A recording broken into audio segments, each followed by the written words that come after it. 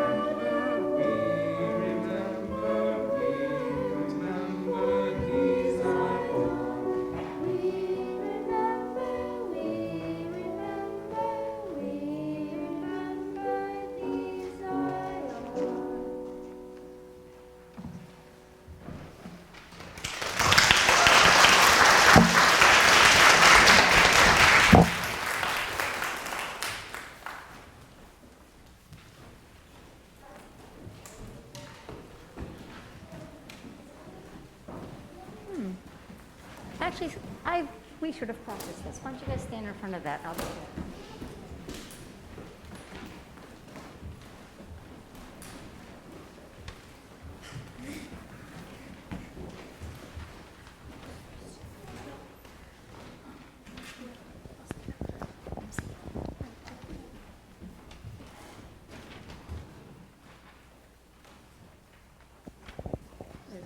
We have this going? Yes. Why don't you guys come out here so everybody can see you? All right. All right. Nina's first. There you go. Some have a voice as tall as a tree, loud and proud and sways in the breeze. Some have a voice as small as a bee, soft and sweet like kisses of honey. Some have a voice that is patient and wise, with lessons of life told through sparkling eyes. Some have a voice sunny and bright, a voice that can echo and light up the night. There's a voice that is silent but still can be heard, with hands that move to speak every word. Then there's the voice that roars like a lion, a big voice that tells you, always keep trying. We all have voices, voices to hear. My voice is a trumpet, strong and clear. My voice will be loud when I'm not sure I know, to wonder, to learn, and to ask as I go. I will learn to speak up, to show I am strong.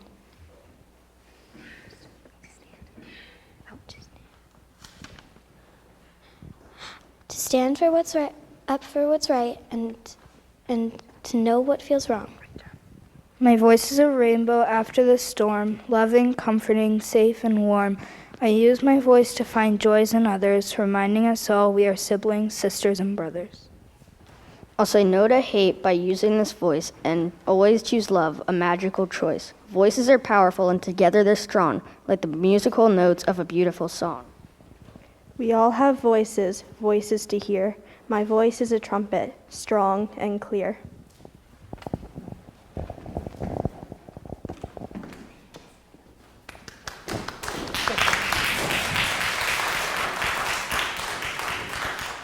I invite you all to rise in body or in spirit and sing Building a New Way, which is 1017 in your teal hymnal. That's the thin paperback hymnal.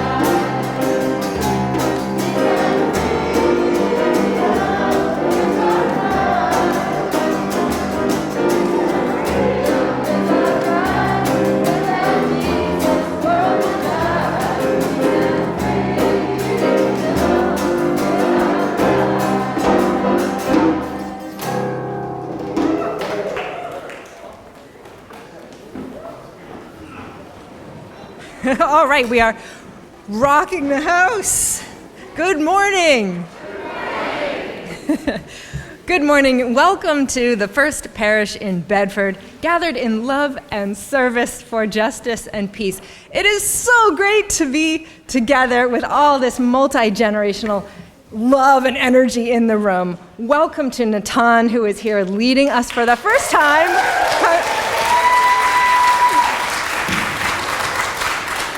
And all the youth choirs who bring their great energy and excitement. It's so lovely. If you haven't noticed the tapestry that's up here, it was also made by the young people of our congregation back in 2014 at a winter session. It was about the 6 sources. Well, it is about the 6 sources. Young people imagined it, placed it. It was sewn by Liz Hannigan, and arranged and hung up there by Art Smith. So we are so glad that everybody who is here made it in the door and tumbled in. We welcome you just as you are. We celebrate all the many diversities among us, age and race and class and varying abilities and sexual orientation or gender identity, religious and political beliefs. My name's Megan Lyons. I'm one of the ministers here, and Annie Gonzalez is our other minister. Oh, she's here as well. And our service today is led by Lisa Maria Andreoli Steinberg, who is the Director of Faith Development for Children. And we have Natan, who we're going to hear introduced in a moment, a little further by Brad, because it's really special to have all of this, 3 youth choirs in their collective debut, and a service where we're all together, in person, in the room, except for our friends on Zoom. So let's wave to them. They are here too. Hello! We're glad, Zoomers, we're glad you're with us. So we're together today in the sanctuary, all together. After that, we invite everyone in past the doors behind me to the common room for community hour, also named by the young people of this congregation who said, but we eat and drink things other than coffee, so let's call it what it is, community hour. And we always invite you to bring nibbles and treats to eat and share. That's delicious and fun. And so we hope you'll join us. Stop by the welcome table if you want to hear a little bit more about us, or you could put your name and info on one of those little blue connection cards in the pews, and that's a way to find out more and share a little about you. All right, a couple announcements. Today at 3, we have a really wonderful concert. It's a guy named Dan Kennedy who grew up in Bedford. He's a wonderful pianist. This is sponsored by the Music Committee. You know you love to support First Parish and the arts and hear amazing music, so we hope that you will come and do all of those things all at the same time right here. On Saturday, October 29th, this coming up Saturday, there will be a memorial service for our former youth choir director and beloved member who lived to be 100 years old, Louise Curtis.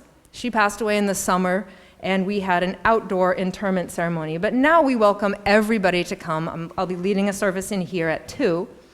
It's mostly a service of gorgeous music, with a little bit of talking as well, but mostly a time to remember a really important person in the life of creating musical everything here, and who is amazing in her own right. She was my choir director at the Fallen Church, and I think the reason I kept going to church and loving it was the music she gave me and the part of helping to lead a worship experience as all our young people are doing with us this morning. So thank you. Next Sunday, October 30th, our service is about the way that fear and courage go hand in hand. And I am seeking your stories. This service is going to create itself with the heart of it being from you. And I'm wondering if you would send me an email, stop me in the hall, text me, any way you want, to tell me a time when you faced a fear and it changed you in a positive way. You've learned from it, you've grown from it, it made you a better person, or something like that. You can nuance it any way you want to, and it could be a story in progress. But I will share these anonymously if you would like, or with your name if you would like. But I know this room loves to hear from one another, so I'm collecting stories. So help me out, and don't miss the service when you'll get to hear. These stories can come from young people, I hope they will, as well, but from everyone. And in so next week, all our young people are going to have a very fun Halloween party as part of their time after they're here for a bit. They go in the sanctuary, in the common room, and have a little bit of a party. A what? Wear your costumes, apparently. Everybody wear your Halloween costumes. Adults, too. That will be fun. I started that trend, see? I don't have that many pairs of tights. Well, also, if I don't have very many, there's only 1 or 2 days a year I can wear the stripey and feel like I fit. I mean, really, wear them anytime you want, so. Oh, okay, let's see. And November 6th is our semi-annual meeting. It's a chance to share your voice in the comings and goings of our congregation. If you are a member, please come and share and vote. November 20th is a new member Sunday. It's also a time to dedicate our children. And so if you are someone who's considered membership here, or you have children that you would like to be dedicated on that day, speak to me or speak to Annie. And that day, we also have an ice cream Sunday after church.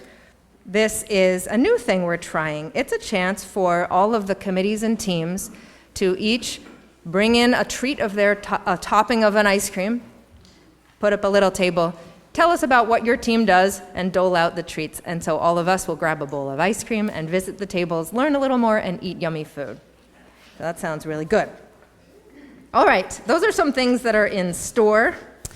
If you also want to follow along what's happening in our congregation, we have a Facebook page, a Facebook group, an online Anno list, and a Parish Biz list. And if you are stuck trying to get into any of those, just talk to someone who might know, Annie or me or any of us. We want to scoop everyone in and make everyone as connected as possible. So here we are. Welcome one and all. And now we have a short sharing from the search team. So come on forward, Maureen. And Andrew Von Prague.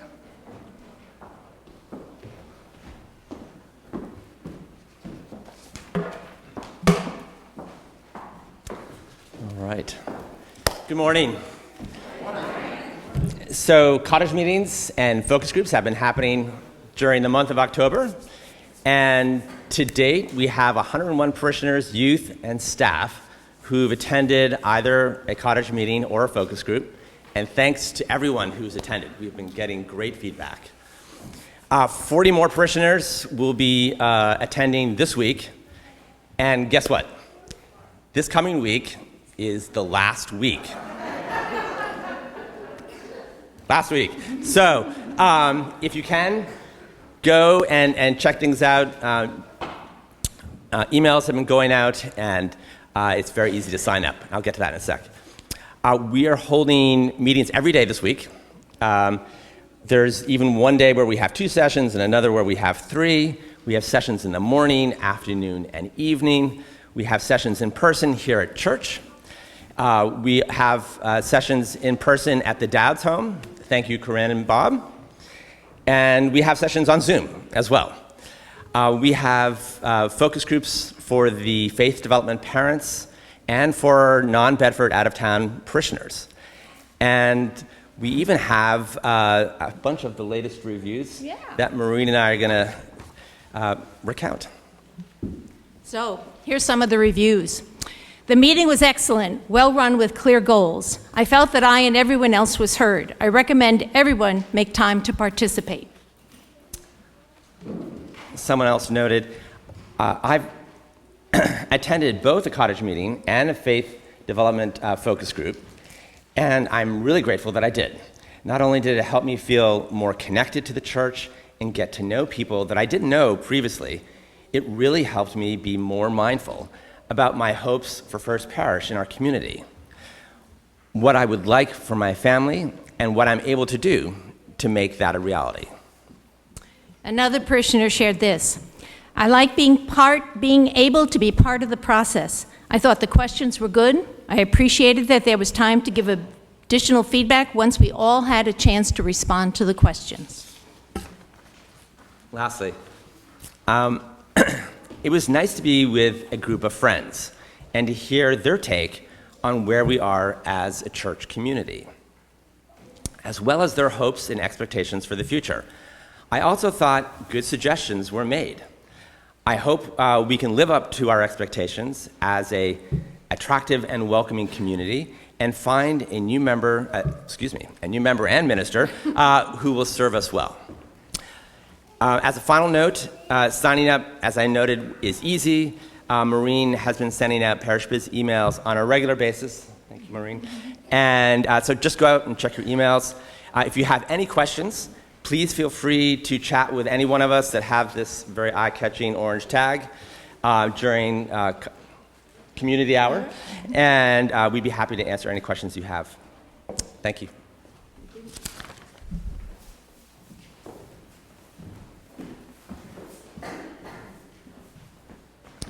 You know, I also want to point out this beautiful focal point down here. You know, we have these focal points every Sunday from members of this parish, and I just love them. So thank you, Maureen, because I know today's is given by you. So I just wanted to give a little extra on Natan. So, of course, you met him at Ingathering. And then today is his first Sunday to bring the kids forward and have all of them work together and serenade you.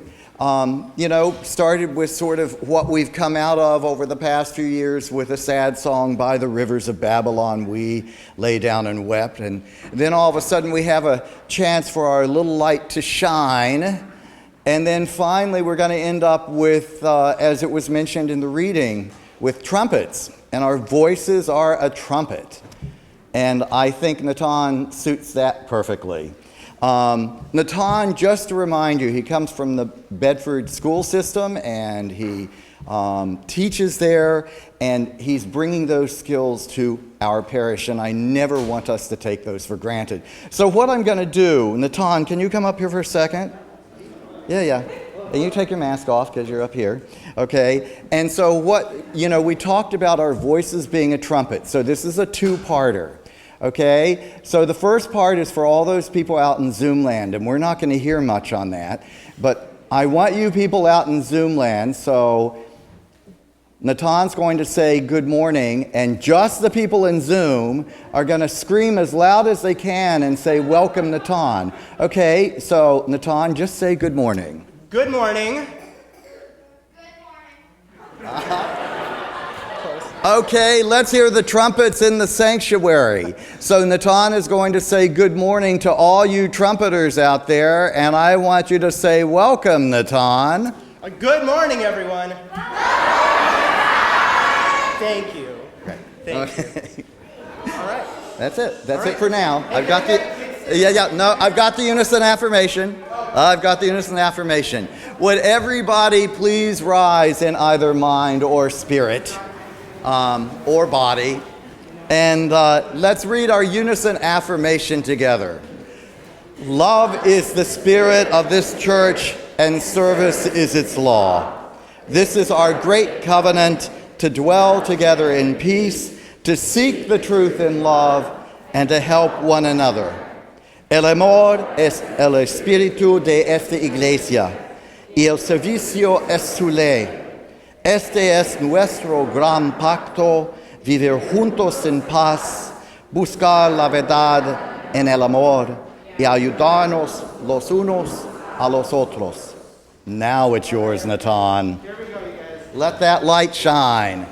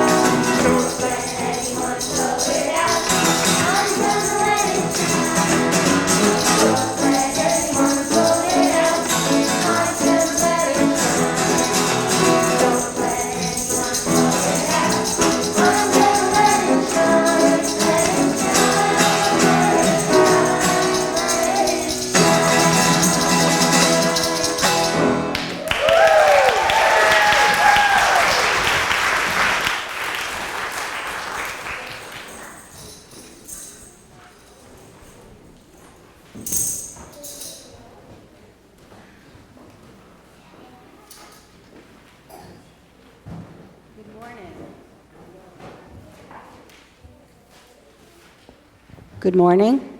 Better. Okay. I'm Lori Groves. I'm a member of the Lay Pastoral Care team. And on behalf of Lay Pastoral Care, we are now having our moments of joys and concerns.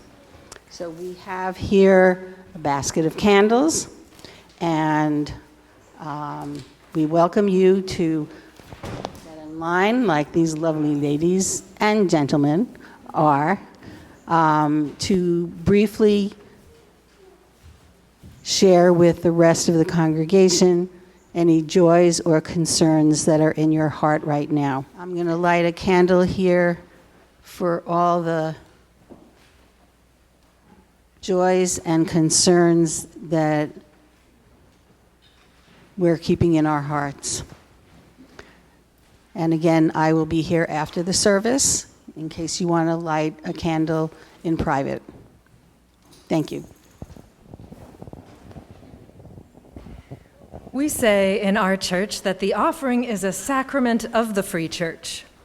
And what we mean by that is that we believe it is a blessing to be able to govern and support our religious community ourselves, to make possible by our generosity everything we dream of, and to live our shared values. Every week we lift up the spiritual value of generosity by taking an offering for the ministries of this church. Our plate then, as it is passed among us, becomes filled with the evidence of that generosity. It is our harvest, gathered in every week for what most nourishes us.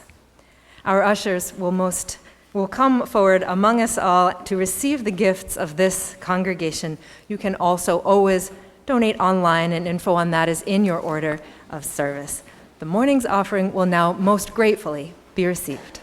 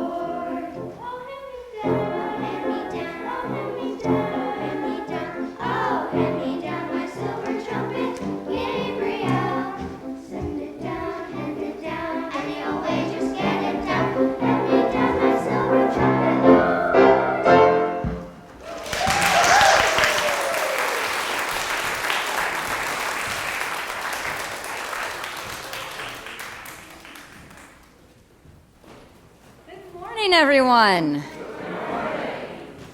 You know, I feel like I need a step stool back here. Can you all see me okay? There is one. Oh, sweet. That's much better. Wonderful. Thank you, Megan. See, she knows all the secrets and the tricks around here. This is great. I feel like I can see you all now. So I want to play a little game. So everybody has their black construction paper and their red construction paper, because they were probably like forced into your hands by my children when you came in, whether you wanted them or not, very enthusiastically. So we're gonna try a little like choose our own adventure in a question of how would you use a courageous voice of your own. And so we're gonna kind of do this as a community. I'm gonna give you guys a scenario, and then I'm gonna give you a choice. One's gonna be the red choice, one's gonna be the black choice, okay? And then we're gonna go with majority rules, like how many red and how many black, and that will turn me to the next, like, choice that we have to make in this situation. So the situation is that you are on a basketball team. Is anybody actually currently on a basketball team? Anybody? Awesome. Love that for you. Yeah. So, but like, oh, we have some basketball players back there. Fantastic. But like most of you understand basketball, right? Like, yeah, you're familiar with the concept of the sport? Okay. So you're on a basketball team, and it's the week before the tournament. So you're playing a basketball game today against the team, but next week is the tournament. Your teammate, Allison, falls into the star player, Jolene, from the other team. Jolene falls because of this and badly sprains her ankle. She's not going to be able to play for weeks. Now, some people think that Allison tripped Jolene on purpose. And if she did, then the rules say that Allison would not be allowed to play in the tournament game. But you don't really think that's true, because you know Allison, she's your friend, and she's not mean, and she's not a cheater. So you're pretty sure it had to have been an accident. And Allison says it was an accident, and you believe her, but Allison is told by the coach that she needs to stay quiet and not talk to the refs about this, because the refs have to make their decision, and Allison needs to stay out of it. And you haven't been told what you can or can't do. Your friend Allison just wants the whole thing to be over and for people to stop talking about it because she feels bad enough that Jolene is hurt. So, do you, red card, I don't have red card, do you red card, tell everyone that you know Allison couldn't have done this on purpose and try to convince the refs? Or, black card, do you stay out of it as the coach has asked Allison, and also you don't want Allison to be uncomfortable for any longer than is necessary? So, do you speak up, or red card, or black card, let the refs just make their decision? Oh man, I'm gonna need some help here. Yeah, meanwhile, fascinated that my children each picked a different color. Thank you. All right. I think that we have mostly black cards. Yeah, all right. We have mostly black cards. So we're going to stay out of it and let the refs decide. Okay. So the refs asked to see video footage. They asked, does anybody in the stands have any video footage of this? And it turns out that there are two people who took video. Okay? One of the videos, it looks like Allison tripped over her own foot and went into Jolene. Totally an accident. The other video, it makes it look like Allison just threw herself at Jolene. So 2 different angles. All right? So the refs now are asking, do we go with the video that makes it look like it was an accident, or do we go with the video, like, which should we do? So red card, the refs, you're the refs now, red card, refs say, well, there's the video that makes it look like an accident and benefit of the doubt, we're gonna go with the accident. Or black card says, there's a video that totally looks like she did it, so, And it would make sense, like it's a contest. Like why wouldn't somebody want to, take out the star player on the other team? So red card, we're going to go with the video that it was an accident and Allison isn't eliminated from the tournament. Black card, we're going to go with it was on purpose and Allison is. So accident or on purpose?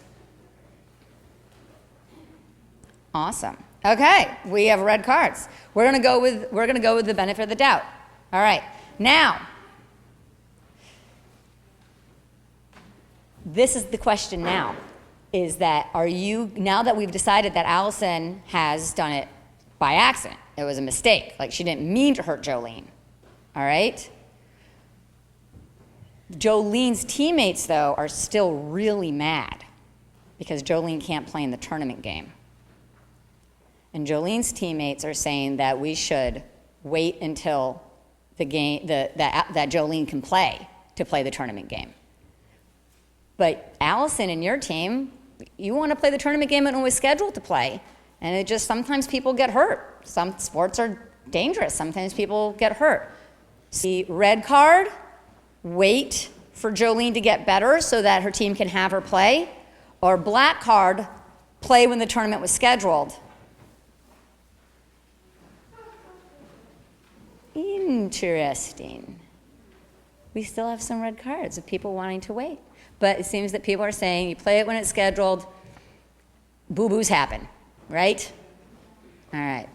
Well, I hope you guys had fun with this exercise, but I also want to point out that we weren't unanimous on any of these. We had some overwhelming colors in the second questions, but it was tight on that first question of do you speak up or do you not speak up?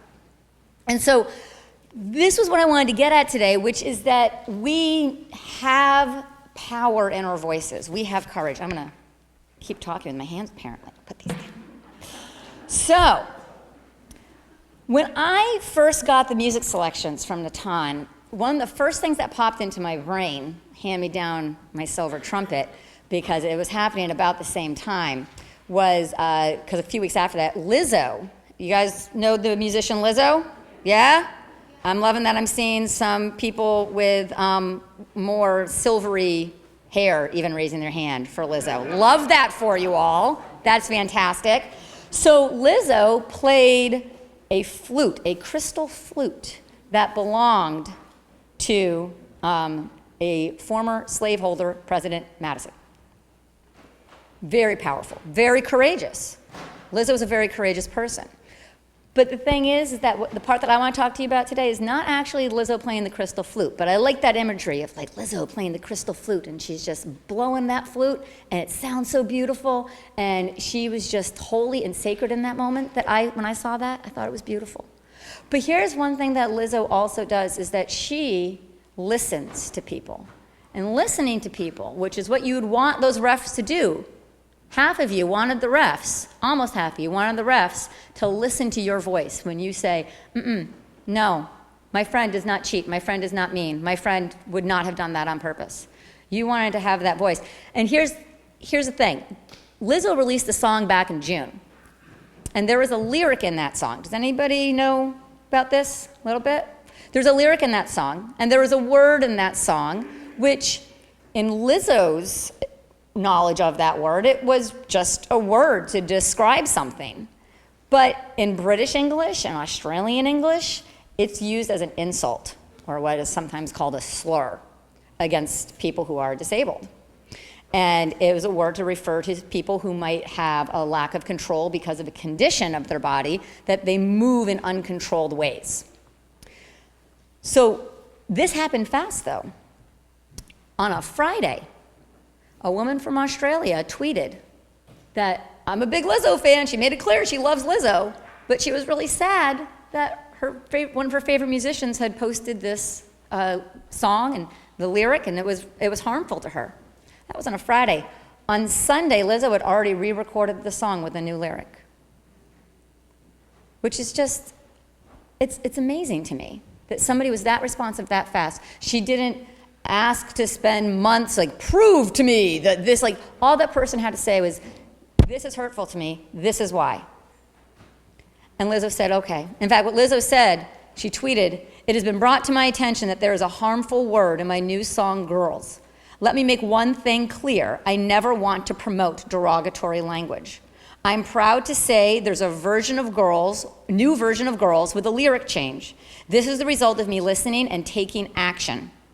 As an influential artist, I'm dedicated to being part of the change I'm wanting to see in the world." Part of the change I want to see in the world. So a woman in Australia said, "Lizzo, that word hurts." And Lizzo said, "I hear you, and I'm going to amplify this message with my platform and my voice. My voice is a trumpet. Your voice is a trumpet." So in our opening words today, we heard that our voices can be used in many ways. And our junior choir sang the "Hand Me Down My Silver Trumpet." And while that is rooted in a Black Christian music tradition, the imagery of a trumpet being handed down or a trumpet being part of your spiritual life is imagery that's used in Jewish, Christian, Muslim, and the Baha'i faiths to represent a closeness with God, a strength of spirit. And I know when I'm trying to do something that is a hard thing but the right thing, I need some extra strength. I need to find it somewhere. And I need that spirit. I need what is holy to push me forward and help me with that strength. And instruments that are horns are used all throughout cultures to make announcements, to call people to prayer, to honor the departed. We use horns and trumpets at the important times. Your voice is a trumpet. You should use it at an important time. It invites an awareness of your position in the community. It invites awareness of a closeness to whatever it is that you value as holy and sacred, be that God, be that spirit, be that energy of the earth. Ground yourself, turn your voice into a trumpet, and say, "This is a change that I want to make." Thank you all so much for playing my game earlier. I really appreciated that. I like it when you humor me. And I would like to use all of our voices as trumpets in one of my favorite hymns. Rise, embody your spirit, sing Fire of Commitment, number 1028. It's in your teal hymnal. It is a very wonderful song, and you will see what I mean about committing to that fire, that spirit, that holy, eternal, burning flame from which we can get our courage.